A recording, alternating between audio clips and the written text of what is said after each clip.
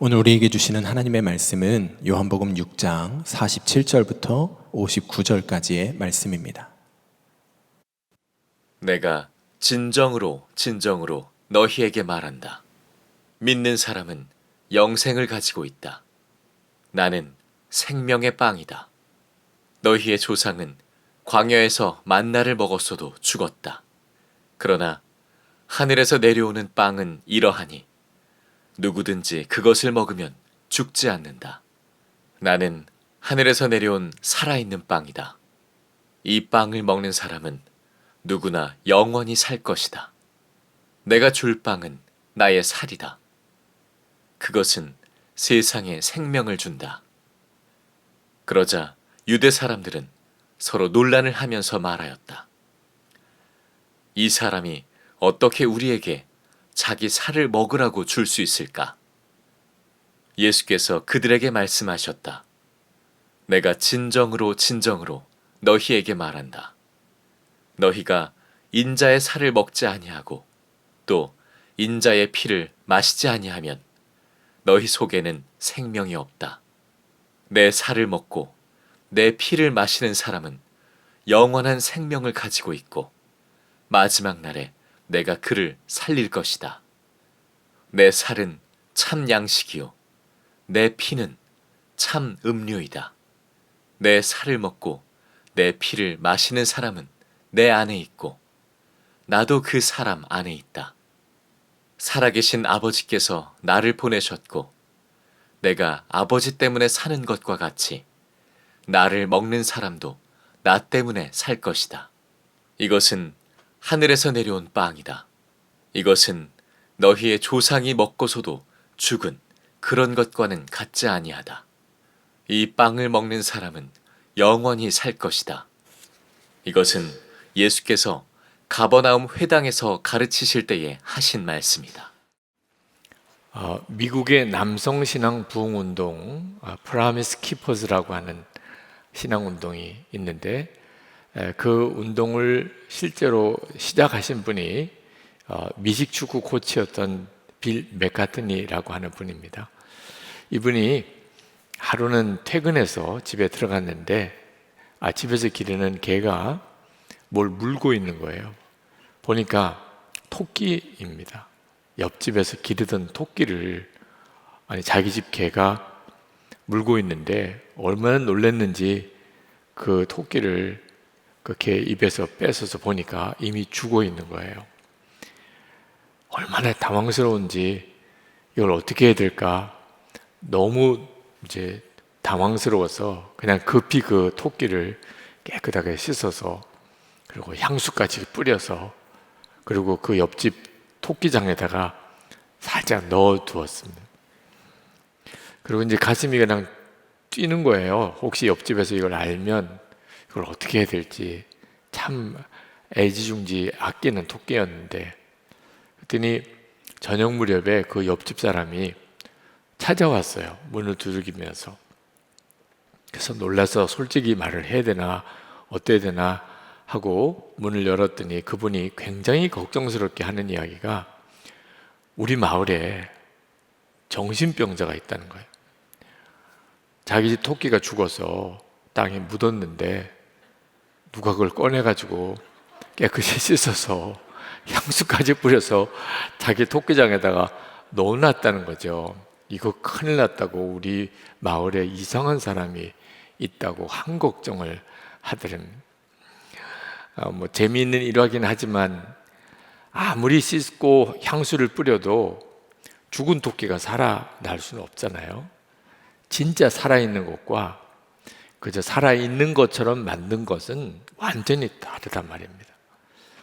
우리의 영혼의 생명도 똑같습니다. 육신의 생명하고 다를 바가 없어요. 죽은 것과 사는 것은 완전히 다릅니다. 영생이 있는 사람과 영생이 없는 사람은 완전히 달라요. 여러분은 영생이 있는 사람입니까? 여러분 안에는 영생이 있습니까? 오늘 말씀을 통해서 여러분 스스로가 한번 점검도 해보고 또 명확하게 여러분 안에 생명이 있다는 사실을 확인해 볼 수 있게 되기 바랍니다. 예수님께서 오병이어의 기적을 행하시고 엄청난 기적이죠. 오히려 예수님은 굉장히 어려움을 겪습니다. 왜냐하면 사람들이 그저 빵 먹는 것만 생각하고 예수님을 왕으로 세우려고 예수님에게 몰려든 거예요. 그리고 계속 자기들을 위해서 그렇게 빵을 만들어 달라는 거죠. 예수님께서 그들을 피해서 산으로 혼자 가셔야 했습니다. 제자들은 예수님 없이 갈릴리 호수를 건너가려고 배를 타고 건너가요. 근데 가다가 풍랑을 만납니다. 그때 예수님께서 그 물 위를 걸어서 제자들에게 오셔서 제자들과 함께 가버나움으로 가게 됩니다. 무리들을 피해서 가신 거죠. 근데 이 무리들이 예수님을 찾고 찾다가 제자들이 배를 타고 건너간 걸 알고 혹시 모른다 생각하고는 가버나움까지 온 겁니다. 예수님을 만났어요. 하여튼 그 정도로 예수님에 대하여 아주 열광했었습니다. 근데 예수님은 그들이 그저 빵만 먹기를 원하는 욕구가 있는 것을 아시고 그들을 한사코 멀리 하려고 하셨어요. 자기를 찾아온, 가버나움까지 찾아온 그 사람들에게 예수님께서 이렇게 말씀하십니다. 27절에 썩어 없어질 양식을 얻으려고 일하지 말고 영생에 이르도록 남아있을 양식을 얻으려고 일하여라. 이 먹고 사는 것이 어째서 썩어 없어질 양식인가? 예수님의 표현이 조금 과한 느낌이 듭니다. 근데 예수님께서 이렇게 먹고 사는 것에 대해서 가치가 없다, 그건 중요하지 않다, 그렇게 말씀하신 것은 아니었습니다. 만약에 정말 그렇게 생각하셨다면 오병이어의 기적을 행하지도 않으셨을 거예요. 예수님은 그 무리들이 끼니 때가 됐는데 먹지 못해서 줄이는 것에 대해서 안타깝게 생각하시고 그들을 어떻든지 먹이려고 오병이어의 기적도 행하신 거예요. 그러면 왜 예수님께서 그 빵을 먹는 것을 썩어 없어질 양식이라 이런 표현을 쓰셨을까요? 예수님의 뜻은 훨씬 더 중요한 것이 있는데 그것을 생각하지 못하게 만드니까 먹는 빵만 생각하면 무엇을 먹을까? 어떻게 먹을까? 어떤 집을 살까? 어떤 차를 살까? 무슨 옷을 입을까? 다 우리에게 중요한 문제들이긴 하지만 그러나 그것만 중요하게 생각하면 훨씬 중요한 문제를 놓쳐버린다는 겁니다. 예수님께서 정말 중요하게 생각하셨던 게 뭐냐면 영혼이에요. 육신의 배고픔도 참 심각하지만 영혼이 죽어 있는 것은 이건 비교할 수 없이 비참한 것이거든요. 근데 그 무리들이 먹는 것만 생각하는 겁니다. 예수님은 그 무리들에게 정말 주시고 싶으셨던 것이 이 먹을 빵이 아니고 영혼을 살리는 것이었습니다. 예수님께서 사람이 되셔서 이 땅에 오신 이유이기도 해요. 우리의 영혼을 살리시려고, 영생을 주시려고 하심입니다. 그런데 이 무리들은 오병이어의 기적을 경험하고는 온통 먹는 것에만 매달리는 거예요. 그래서 예수님께서 그 사람들에게 내가 하늘에서 내려온 빵이다, 41절에 읽지는 않았습니다만 그렇게 말씀하셨어요. 사람들이 당황스럽게 생각합니다. 왜냐하면 하늘에서 내려온 빵이라니. 그들이 42절에 보면 이 사람은 요셉의 아들 예수가 아닌가, 그의 부모를 우리가 알지 않는가, 그런데 이 사람이 어떻게 하늘에서 내려왔다고 하는가. 이제 막 혼란스러워지기 시작해요. 예수님께서 그들에게 또 말씀합니다. 나는 하늘에서 내려온 살아있는 빵이다. 그들이 아니 이 사람이 어떻게 우리에게 자기 살을 먹으라고 줄 수 있을까 수군대기 시작합니다. 예수님은 그들이 수군대는 것을 아는지 모르는지 내 살을 먹으라, 내 피를 마시라. 사람들이 아주 질려버립니다. 도대체 자기 살을 어떻게 먹으라는 거야? 자기 피를 어떻게 마시라는 거야. 그리고는 예수님을 떠나가 버렸어요. 66절에 가면 이렇게 나옵니다. 이 때문에 제자 가운데서 많은 사람이 떠나갔고 더 이상 그와 함께 다니지 않았다. 여러분, 오병이어의 기적 이야기를 읽으시면 읽는 것만 가지고도 놀랍죠. 믿어지지 않을 정도의 놀라운 기적이죠. 만약에 하나님이 허락하신다면 우리도 한번 그런 기적을 경험해 보고 싶은 마음도 들 정도예요. 그러나 중요한 것은 그런 기적을 보았다고 구원받는 것은 아니구나 하는 걸 알게 됩니다. 우리가 하나님을 믿을 때 기적을 바라는 마음이 우리 안에 생길 때가 있습니다. 기적적으로 좀 역사해 주세요. 기적이 나타나면 믿을 텐데 뭐 이런 심정이 들 때가 있죠. 오병이어의 기적 이야기가 끝까지 가봐야 되는데 기적을 경험한 그 사람들이 결국은 예수님을 떠나버립니다. 기적만 바라는 것은 건강한 신앙이 아니고 미혹되기가 쉽습니다.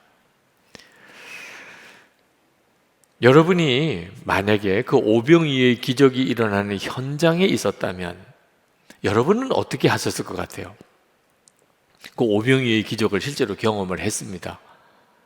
근데 예수님께서는 내 살을 먹으라 이렇게 말씀하실 때 여러분들은 아멘, 저는 이제 빵보다는 주님이 주시는 그 영생의 생명을 제가 원합니다 이렇게 반응하실 것 같아요? 아니면 좀 빵이라도 제대로 먹게 해주지, 무슨 이해가 안 돼, 아니 나를 먹으라니, 내 살을 먹으라, 내 피를 마시라, 도무지 이해가 안 돼, 좀 이상한 사람인가 봐. 충분히 그때 당시에 무리들이 왜 예수님을 떠났을까 이해가 될 정도예요. 예수님이 하시는 말씀이 오히려 잘 이해가 안 될 말씀을 주님이 하신 거잖아요.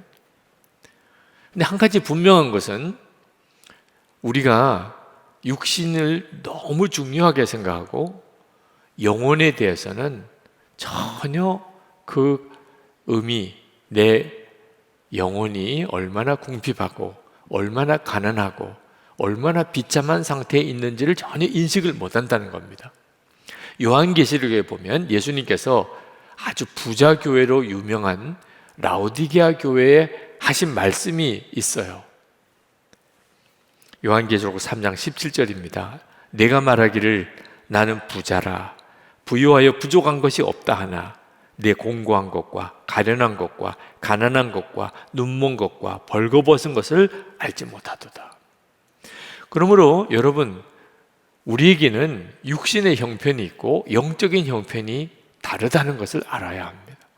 좋은 옷 입고 좋은 음식 먹고 좋은 차를 타고 좋은 집에 산다고 그 영혼도 그렇게 사는 것은 아니라는 거예요. 영혼은 비참한 상태에 있는데 자신은 전혀 그걸 깨닫지 못하는 경우가 대부분입니다. 그래서 하나님께 나와도 꼭 먹을 것, 세상에서 성공하는 것, 좋은 집 가지는 것, 돈 버는 것, 그런 관심만 있고 그것만 가지고 기도하는 사람들이 있어요.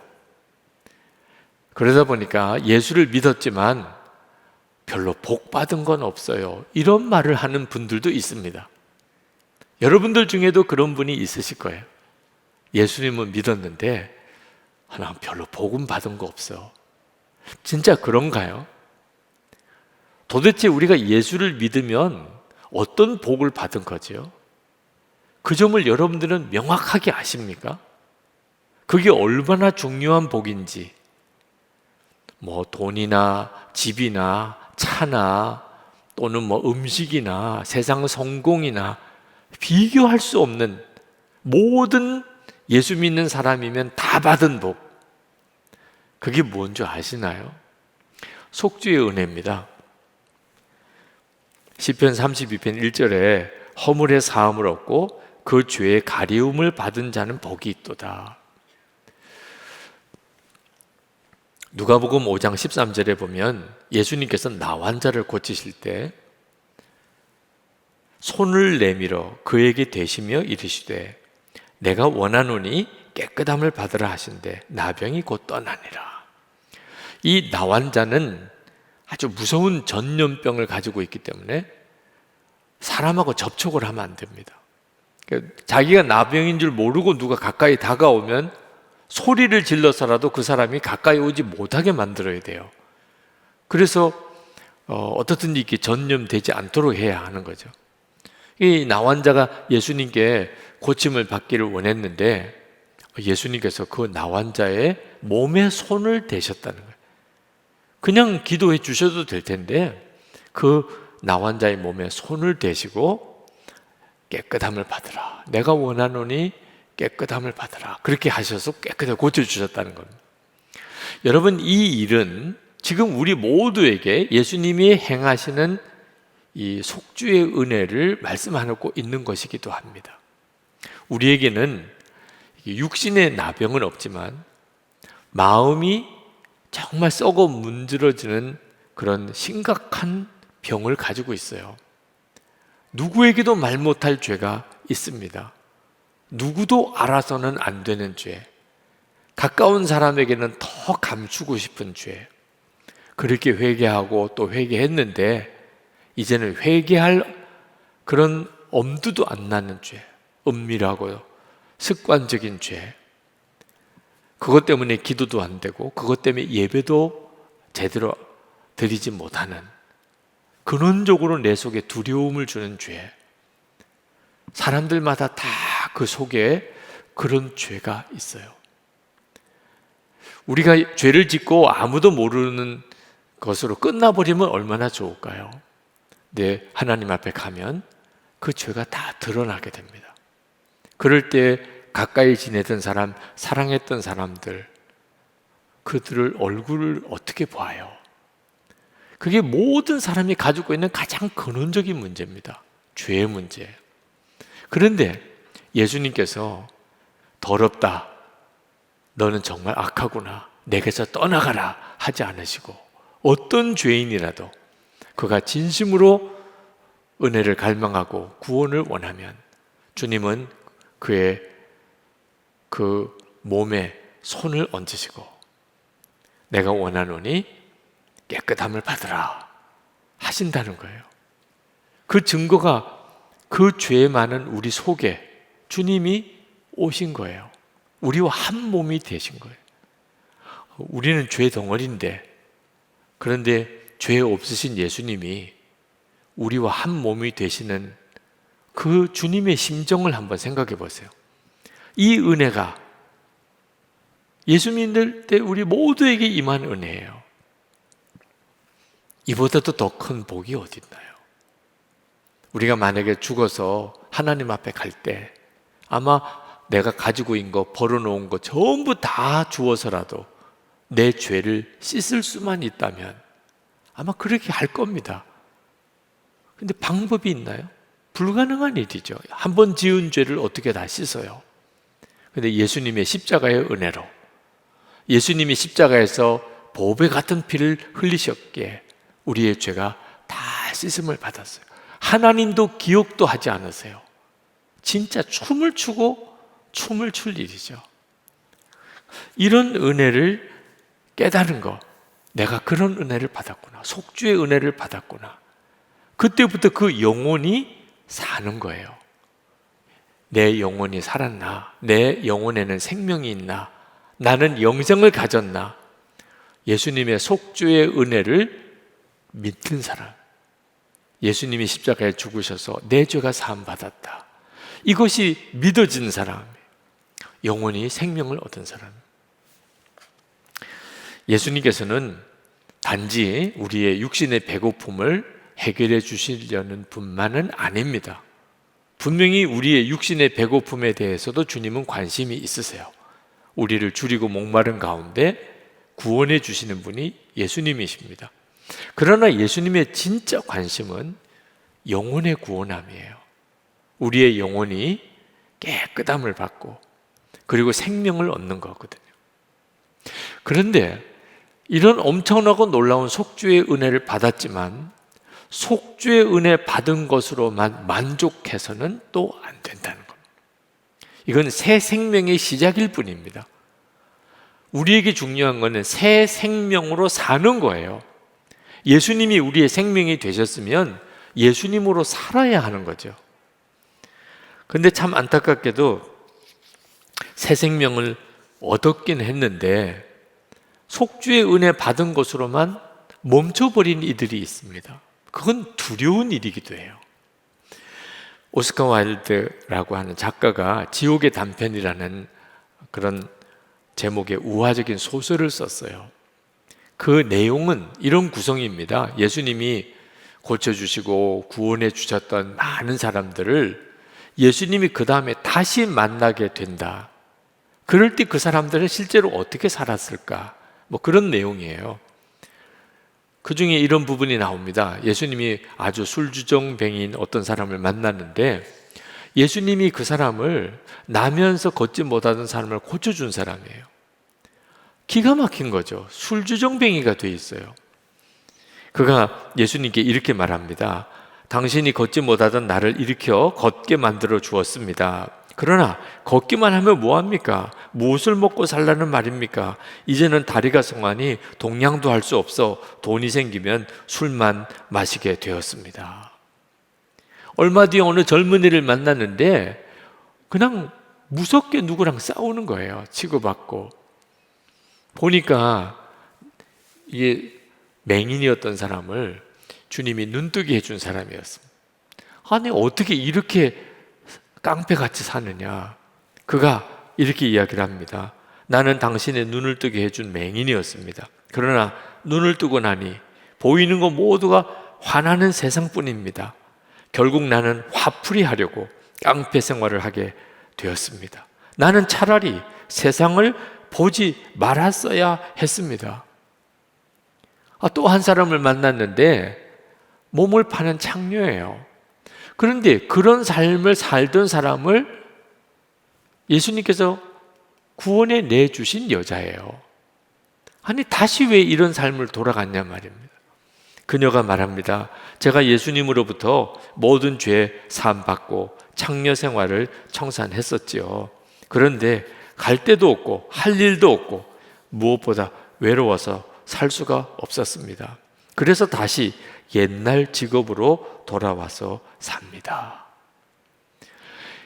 여러분, 예수 믿고 속죄함을 받은 은혜 깨달을 때는 너무너무 감격스럽죠. 근데 중요한 거는 그 다음부터도 계속 살아가야 합니다. 속죄함을 받은 은혜만 가지고 나머지 삶을 살 수는 없는 거예요. 병 고침을 받았어요. 그 뒤에도 살아갈 세월이 많습니다. 이제 새 생명이 시작이 된 거지. 그런 은혜 받았다고 끝이 아니거든요. 우리가 예수님 안에서 살게 되는 삶은 정말 놀랍습니다. 그 삶을 한마디로 고린도후서 5장 17절에는 이렇게 말씀합니다. 누구든지 그리스도 안에 있으면 새로운 피조물이라. 이전 것은 지나갔으니 보라 새 것이 되었도다. 여러분, 예수를 믿고 나면 성격이 조금 좋아지고 생활이 조금 바뀌고 말도 달라지고 이런 정도 수준이 아니라는 거예요. 완전히 새로운 피조물이라. 생명이 바뀌었다는 겁니다. 그 말씀을 지금 예수님이 오늘 계속 말씀하고 있는 거예요. 나를 먹으라, 내 피를 마시라. 그러면 생명을 얻을 것이다. 여러분, 예수님을 믿으면요 생명이 바뀐 거예요. 그것을 표현을 나는 죽고 내 옛사람은 죽고 예수님으로 산다, 그런 표현을 쓰는 거죠. 나는 죽고 예수로 산다. 생명이 바뀐 거예요. 새로운 피조물이 된 거예요. 그 증거가 너무 분명해요. 어떤 사람이 생명이 바뀌었다, 완전히 새로운 피조물이 되었다. 첫 번째는 하나님이 아버지라는 게 믿어져요. 두 번째는 내가 구원받았다는 확신이 생깁니다. 세 번째는 예수님과 교제하게 되고 예수님과 동행하는 삶을 살게 돼요. 네 번째는 죄가 싫어집니다. 다섯 번째는 마귀와 귀신의 역사가 있다는 사실을 알게 되고 분별이 돼요. 여섯 번째는 천국을 소유합니다. 일곱 번째는 다시 오실 주님을 사모하면서 복음을 전하는 삶을 살게 돼요. 가장 중요한 것은 이제는 옛사람 죽고 예수님의 생명으로 사는 사람이 됩니다.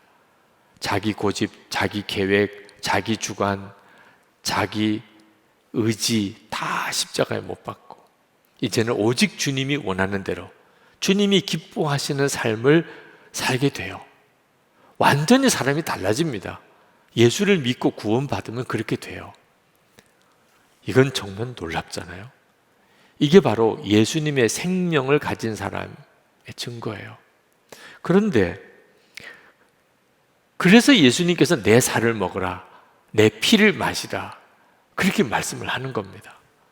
51절에 보면 이 빵을 먹는 사람은 누구나 영원히 살 것이다. 내가 줄 빵은 나의 살이다. 그것은 세상에 생명을 준다. 여러분, 우리는요 다 예수님을 먹은 사람입니다. 표현이 조금 끔찍한 느낌이 들지요. 이렇게까지 표현하시는 이유는 이게 너무 중요하니까. 우리 모두는 다 예수님을 먹은 사람, 예수님의 살을 먹고 예수님의 피를 마신 사람. 그때 당시 사람은 예수님이 이렇게 말을 할 때 그 말 자체가 너무 충격이니까 예수님을 떠나버렸을 정도예요. 근데 이 말씀의 의미가 뭔지를 알아야 돼요. 우리가 예수님을 먹었다, 예수님의 살을 먹는다, 예수님의 피를 마신다는 게 무슨 의미인지 예수님께서 우리 안에 거하신다는 겁니다. 56절에 말씀했는데 우리 다 같이 한번 읽겠습니다. 56절. 내 살을 먹고 내 피를 마시는 사람은 내 안에 있고 나도 그 사람 안에 있다. 그러니까 예수님께서 내 안에 거하시는구나. 이 사실이 믿어지는 사람은 그 사람은 영생을 가진 사람. 예수님을 먹었다고 표현하는 거죠. 우리는 예수님을 먹은 사람. 예수님이 내 생명이 되신 사람. 그 말은 예수님이 내 안에 거하신다는 거예요. 이게 바로 새 생명입니다. 예수님이 내 생명이 되시고 나면 사람이 안 바뀔 수가 없죠. 그런데 참 안타까운 것은 분명히 예수님을 영접했는데도 새 생명으로 살지 못하는 사람이 있는 것도 사실이에요. 여러분 중에도 그렇고 지금 영상으로 이 집회에 참여하신 분, 영상으로 이 설교를 들으시는 분도 그런 분들이 꽤 있으실 거예요. 예수님을 내가 분명히 영접했는데 새 생명으로 살고 있지는 못하는 사람. 어느 경우가 그런 줄 아세요? 예수님을 잊어버리는 겁니다. 예수님이 내 안에 거하신다는 것 자체를 잊어버리는 거예요. 그러니까 말도 함부로 하고 행동도 함부로 하고 그리고 전혀 생명이 없는 사람처럼 세상 사람처럼 세상만 바라보고 세상만 바라고 세상 사람처럼 사는 거죠. 제가 한 번은 미국에 가는 일이 있어서 비행기를 타고 가는데 옆에 아주머니들이 쭉 모여 앉으셨어요. 여자분들 중에는 조금 나이가 드시면 이게 말이 통제가 안 되는 분들이 이따금 있습니다. 다 그런 건 절대로 아니에요. 정말 할 말 안 할 말 막 하시는 분들이 그런 분들이 좀 계세요. 근데 그분들이 좀 그런 부류시더라고요. 모여 앉으셔서 가깝게 친하신 분들이어서 그런지 그렇게 시끄러워요. 제가 옆에 앉아서 들으려고 들은 게 아니에요. 워낙 큰 소리로 이야기하니까 다 듣게 되더라고요. 그들이 그동안에 가정일이 어떻게 됐는지 또 그들이 쇼핑한 내역이 어떤지 그런 걸 왜 내가 들어야 돼요? 근데 다 큰 소리로 이야기하시니까 다 듣게 되더라고. 근데 그 정도쯤은 약관데 연애한 이야기도 막 하고 너무 난감하더라고. 이게 참 이번 비행기 여행은 쉽지 않겠구나 이런 생각이 들 정도예요. 그렇게 참 마음이 참 난감해서 그렇다고 조용히 하라고 하기는 또 좀 그렇고 그런데 깜짝 놀랐어요. 한 분이 새벽기도 시간이에요. 지금 새벽기도 시간. 기도해요. 집사님, 권사님, 기도해요. 다 집사님, 권사님들이다. 이게 엄청난 충격이었어요. 이분들이 다 교회 집사님, 권사님들이에요. 같은 교회 교인들이세요. 무슨 일이 있어서 아마 미국을 같이 가시는 모양인데, 그리고 또 비행기에서라도 새벽 기도 시간에는 또 기도하시려고 하는 거 보니까 믿음이 꽤 있으신 분들이세요. 근데 그럼 조금 전에 했던 내용은 무슨 내용인지 도무지 연결이 안 되는 겁니다. 한 가지 분명한 것은 전혀 주님을 의식하지 않으시더라고요. 예수님께서 내 마음에 계시고 내 생명이 되셨는데 전혀 의식을 안 하시는 거예요. 그러니까 참 듣기가 민망한 이야기를 계속 하고 사시고, 그러고는 또 자기들이 예수 믿는 사람이라고 온 비행기 안에 다 광고하고 지내시다. 예수님을 영접하고도 함께 하시는 주님 잊어버리고 사는, 그리고는 세상만 바라보고, 그리고 할 말 못할 말 다 가리지도 못하고 그렇게 사는 사람들, 그때 주님은 어떤 마음이실까요? 우리 안에 우리의 생명으로 오셨는데 영접을 했으니까. 그런데 우리가 말 함부로 하지요, 행동 함부로 하지요, 세상만 바라보고 살지요, 근심, 염려, 두려움 속에서만 살지요. 주님 무슨 심정일까요? 성경이 말해주고 있어요. 에베소서 4장 30절, 하나님의 성령을 근심하게 하지 마라. 그 안에서 너희가 구원의 날까지 인치심을 받았느니라. 성령께서는, 우리 안에 오신 성령께서 근심하실 수밖에 없는, 그러니까 우리가 신앙생활 하면서도 늘 마음에 근심이 있는 거예요. 성령의 근심 때문에. 왜 우리가 성찬식을 할까요? 오늘 말씀 그대로를 사실 성찬식 때 경험하는 겁니다. 여러분, 떡을 받을 때 주님의 살입니다. 포도주 잔을 받을 때 주님의 피입니다. 그걸 먹고 마시잖아요. 그건 무슨 의미죠? 예수님께서 지금 이렇게 내 안에 거하신다. 주님과 나는 한 몸이다. 내가 주님의 살을 먹고 주님의 피를 마셨으니 주님과 나는 한 몸인 거죠. 이 믿음을 성찬을 통해서 계속 확인하는 거예요. 18세기에 프랑스 혁명이 진행되는 동안에 프랑스 의회가 개신교를 아주 폐지시켰습니다. 개신교 성직자, 목사님들을 다 추방을 해서 그들이 숲속 깊은 곳으로 피신을 해야 했었습니다. 자, 목사님들도 안 계시고 개신교를 폐지시키고 교회는 문을 다 닫아버렸으니 어디서 예배를 드려요? 주일 저녁이 되면 아주 검은 계통의 옷을 입고 개신교인들이 다 숲속으로 들어갑니다. 깜깜한 숲속에 불을 켜놓을 수도 없어요. 거기에 목사님이 성찬을 하세요. 설교도 못해요. 찬송도 못 불러요. 그냥 조용히 와서 떡을 먹고 잔을 마십니다. 주님의 살입니다. 주님의 피입니다. 그렇게 성찬 받고 조용히 숲을 빠져나와 집으로 돌아가요. 그것으로 믿음을 지켰어요. 주님이 우리와 함께 계시고 내 안에 거하신다. 성찬 받을 때마다 확인하는 거예요.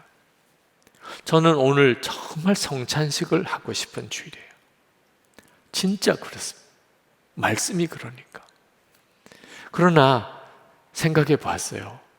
꼭 이렇게 성찬식을 할 수 있는 여건이 못 되어도 성령께서 지금 우리 가운데 거룩한 성찬식을 하실 수 있다는 거예요.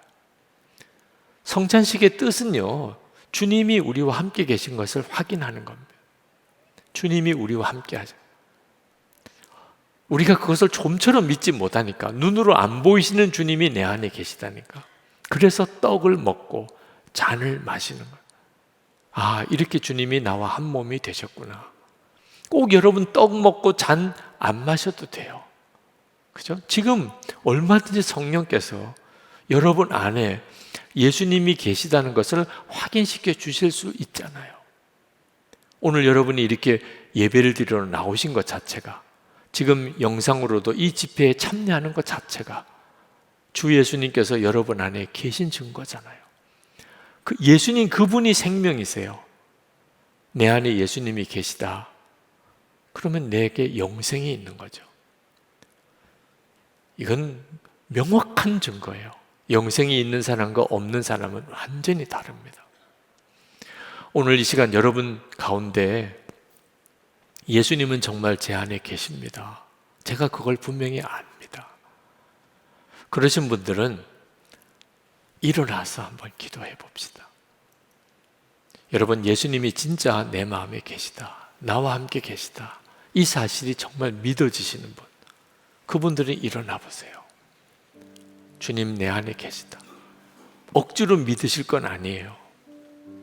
정말 그렇다. 주님 아니면 내가 오늘 어떻게 여기 와 있을까? 주님이시구나. 여러분의 형편이 아무리 어려워도 예수님이 지금 여러분 안에 계신 게 사실이라면, 여러분, 이보다 더 놀라운 일이 어디 있어요? 더 뭐가 무서워요? 뭐가 염려가 돼요? 예수님 여전히 내 안에 계시구나. 주님만 따라가면 되겠구나. 주님만 믿으면 되네. 주님 나 떠나지 않으셨다면, 오늘 이 시간 여러분과 함께 계시는 주님, 그리고 여러분 자신 안에 영생이 있다는 사실을 분명히 붙잡으시고 기도합시다. 주님만 따라가겠습니다. 이렇게 주님이 저와 함께 계신 것만 계속 확인하고 살겠습니다. 주님을 진짜 믿습니다. 내 영혼을 구원하신 것처럼 내 가정도, 육신도, 내 삶도 다 주님이 이끄실 걸 믿습니다. 우리 다 같이 기도하겠습니다.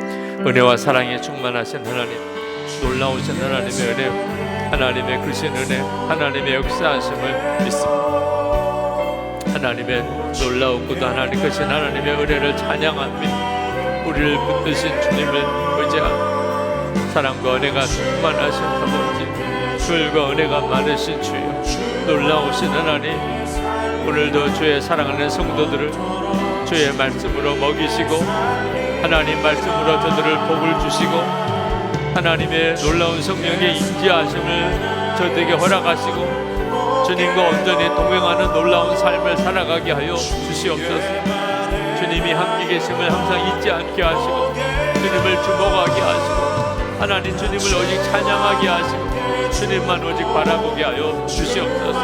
아버지 하나님, 그와 은혜를 통하시는 주님을 찬양합니다. 주님 믿습니다. 주님 감사합니다. 아버지 놀라우신 주님 감사합니다. 주님 찬양합니다. 아버지 믿음 안에 있는가 너희 자신을 시험하고 자신을 확증하라. 주님 그렇게 말씀하신 예수 그리스도께서 너희 안에 계신 줄을 스스로 알지 못하느냐. 아멘입니다. 오늘 주님이 제 마음에 계신 것을 믿습니다. 확인했습니다. 그렇게 고백하는 이들이 일어났습니다. 하나님, 저들 위에 다시 한번 주의 성령으로 역사하셔서 사로잡으셔서 이제는 생명 되시는 주님과 함께 우리의 삶을 다시 시작하게 하소서. 하나님, 사랑하는 성도의 삶 속에 생명의 역사, 생명의 기적 이루어 주소서. 주님이 함께 계시는 모든 증거들이 가정에서, 일터에서 일어나게 하시고, 그리고 주님 한 분이면 충분한 믿음, 확신 그 위에 거하게 하여 주옵소서. 아직도 예수님의 생명이 분명치 않아서 방황하는 이들에게 이 시간에 주님 함께 하소서. 저의 영안을 열어주시고 예수님께서 저를 사랑하시는 것, 그래서 마음을 열고 주님을 영접하게 하시고 주 예수님께서 그의 심령 속에 임하소서. 주님이 함께 계심이 분명히 믿어지게 하소서. 주의 말씀을 듣는 귀를 열어주소서. 하나님, 오늘도 하나님께 예배하며 우리의 준비한 예물을 주님께 봉헌합니다. 온전한 11조와 선교헌금과 구제헌금, 또 감사헌금, 또 교회를 사랑하는 마음으로 드린 건축헌금, 구별해 드린 성도들의 그 마음, 그 헌신을 주님이 받아주소서. 하나님의 은혜 가운데 살고 하나님 병든 몸을 고쳐주시고 가정에 늘 기쁨과 감사가 넘치고 일터가 복을 받게 하시고 하나님의 영광을 위해 살 거룩한 성령의 역사하심 속에 살게 하소서. 이 나라 주님께 부탁합니다. 정말 하나님을 경외하는 하나님의 들어 쓰시는 대통령이 선출되기 원합니다. 대통령 선거 과정에 국민들의 마음이 갈라지지 않고 하나 되는 기적이 일어나게 해주소서. 북한 동포들을 구원해 주소서. 김국기 목사님, 김정국 목사님, 최준결 선교사님, 장문석 집사님 속기 석방되게 해주소서. 하나님, 이제는 열방의 코로나19가 종식이 되고 그리고 전 세계 영적 대각성, 대부흥이 일어나게 해주소서. 선교의 문이 활짝 열리게 해주소서. 주 예수 그리스도 이름으로 간절히 기도합나이다. 아멘. 우리 다 일어나셔서 찬양하겠습니다.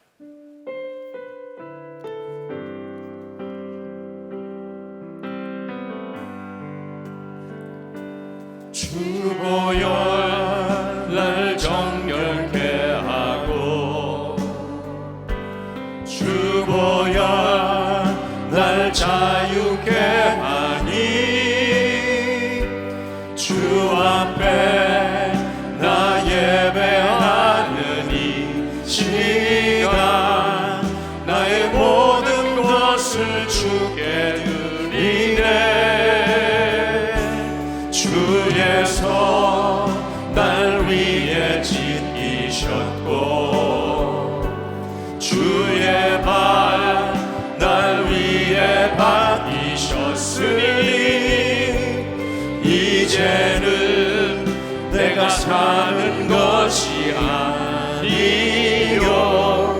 오직 주를 위해 사는 것이라.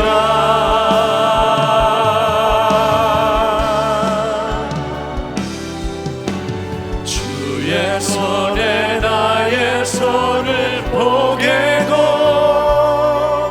또 주의 발에 나의 발을 포개요. 나 주와 함께 죽고 또 주와 함께 살리라. 영원토록 주 위에 살리라. 주의 손에 나의 손을 포개고 또 주의 발에 나의 발을 포개요. 나 주와 함께 죽고 또 주와 함께 살리라. 영원토록 주 위에 살리라.